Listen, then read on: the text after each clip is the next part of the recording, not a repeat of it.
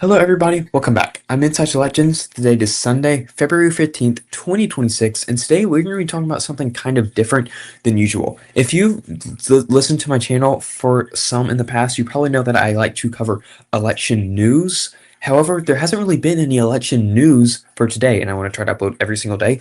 I made a good point of that. And I stumbled across this website. So instead of making an election news video, I want to talk about the election in general, specifically the 2028 presidential election, based on this article from The Economist that tracks the approval rating of Donald Trump, the president of the United States. And I want to talk about what this could possibly mean if this approval rating turned into election performance in the 2028 presidential election. And we're going to be doing that today. We're going to be mapping out what Donald Trump's approval rating could mean and spell out for the 2028 presidential election, once again, based on Donald Trump's approval rating. Now, yes, I know approval rating does not go hand in hand with electoral performance. I think everybody knows that. If someone is underwater by like underwater by 18 points, they're not going to lose the election by 18 points, of course, but it's actually interesting when we look at Donald Trump's approval rating and election performance in um in the election performance of the Republican Party based on Donald Trump's approval rating from his first term in office. Now, if we talk about Joe Biden with his approval rating versus the Democratic Party's electoral performance when he was in office, this has pretty much no correlation whatsoever. However, like we're going to talk about in this video, Donald Trump's approval rating has a very significant impact and steady impact on Republicans' electoral performance when he is in office. And we're going to talk about what that could mean for the 2028 presidential election. Now, for this website shows the approval rating of Donald Trump, and it tracks it based on two factors: all adult citizens based on polls and 2024 voters based on polls. Now, we can map both of these, but I'm going to start off with the 2024 voters because all adult citizens is less of an accurate sample than voters who voted in 2024 are. And yeah, let's just get straight into it. So we'll talk about a little bit more about how his approval rating correlates to election performance later, but let's just start a little bit with this. What we're going to characterize these as is the states where Donald Trump is underwater by more than 15 points. We're going to characterize those states as safe for the Democratic Party. Like, for example, Washington, he's underwater by 31 points, whereas Wyoming, he's above water by 34 points. In states that he's above water by over 15 points will be safe for the Republican Party, if that makes sense. I think that makes sense. And there's quite a few of these states, especially for the Democratic Party. States like Oregon, he's underwater by more than 15 points. He's negative 23. California, negative 25. New Mexico, negative 25. Colorado, negative 24. Hawaii, negative 34. We can characterize all these for the Democratic Party. That would be safe states. All of these states. And what are some more? Illinois, he's underwater by 24 points. Minnesota, he's underwater by 16 points. These would both be safe states based on this characterization. And same with Nebraska's first district. They don't actually poll the individual district, unfortunately, but Nebraska's first would be safe in this scenario because in 2024 it went to Harris by 5 points, whereas say New Minnesota went to Harris by 4 points. That's going to correlate to over a 15-point disapproval for Donald Trump in Nebraska's first district. And we can look at some more of the states. States like Wisconsin would not be safe. He is underwater, but not quite by 15 points. Other states that he's underwater by 15 points is the vast majority of New England, Connecticut, Vermont, Massachusetts, Rhode Island, New Hampshire, Maine, New Jersey, etc. We're going to characterize all of these. It would be this. All of these states, he's underwater by more than 15 points. Now, Virginia, what is he? Is he underwater by 15? Yes, he is underwater in the state of Virginia by over 15 points. So as you can already tell, this map is shaping to be very bad for the Republican Party. And let's just start to characterize some of the states that would be safe for the Republican Party. And I can guarantee you there are not as many as they are for the Democratic Party because Donald Trump is underwater by a significant margin in approval rating. Also, by the way, this is not just a prediction. This is based on sources from YouGov, The Economist, 50+1, and The Economist. This is not just a prediction. This is based on voting data and polling data.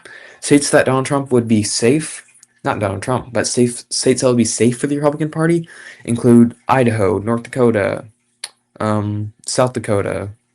Let's see, what was it? Idaho, North Dakota, South Dakota, and what else? Tennessee, Oklahoma, West Virginia, Tennessee, state of Oklahoma and West Virginia, and Alabama, and might just be that. Yeah, I believe it's just Alabama. Wow. So these would be the only safe states for the Republican Party. That is how underwater in approval rating Donald Trump is.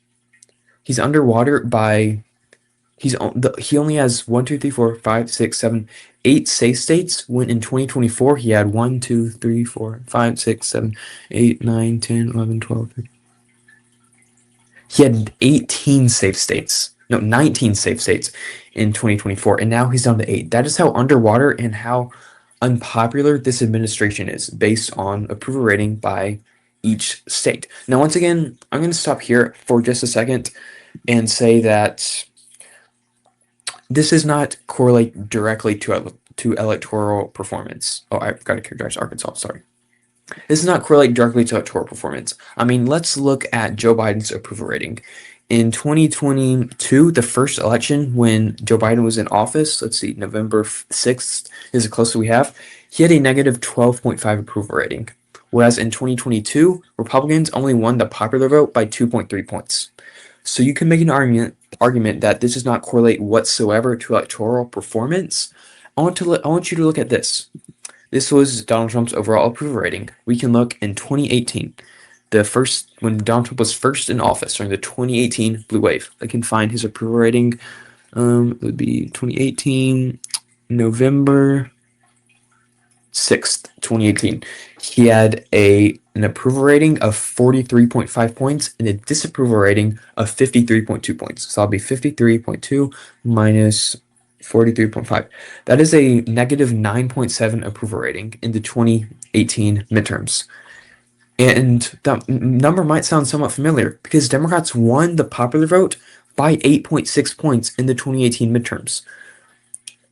Republicans only overperformed Donald Trump's approval rating by 1.1 points.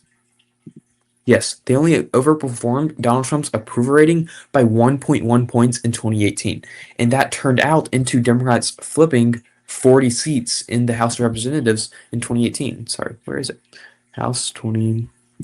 Yes, it ended up Democrats flipping over 80 seats. Not flipping over 40 seats to get an 80-seat majority in the House of Representatives by winning the popular vote by only one singular point less than Donald Trump's approval rating at the time of the election.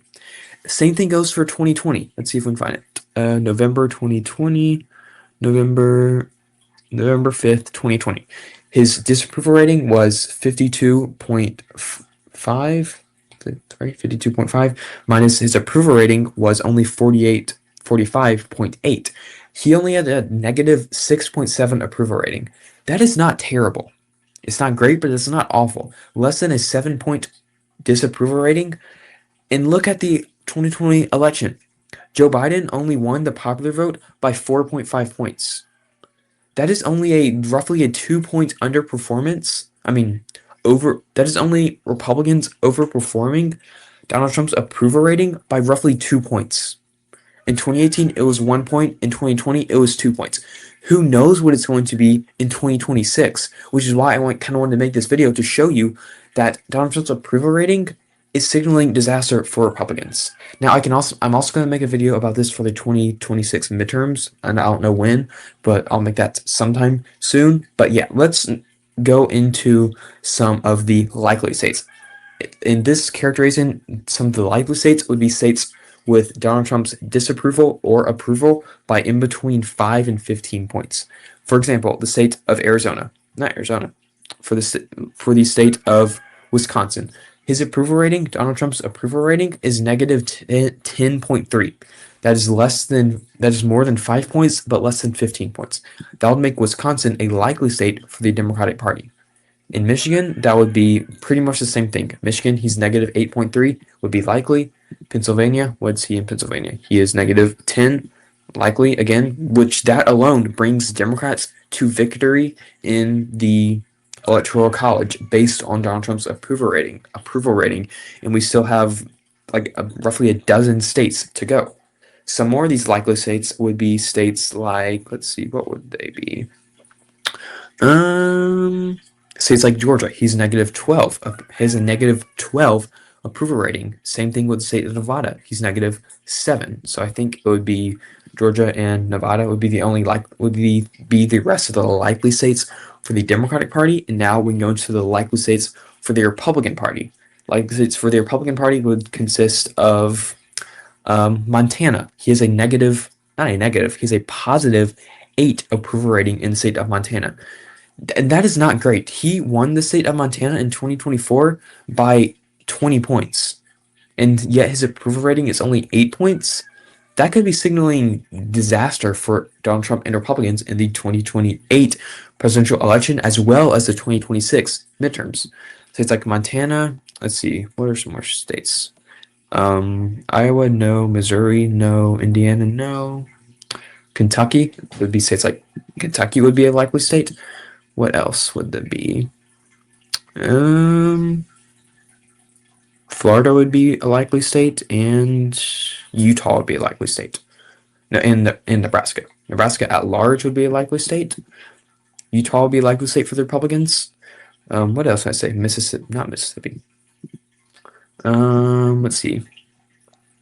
The states of, sorry, I should add this. Florida, that's what it was.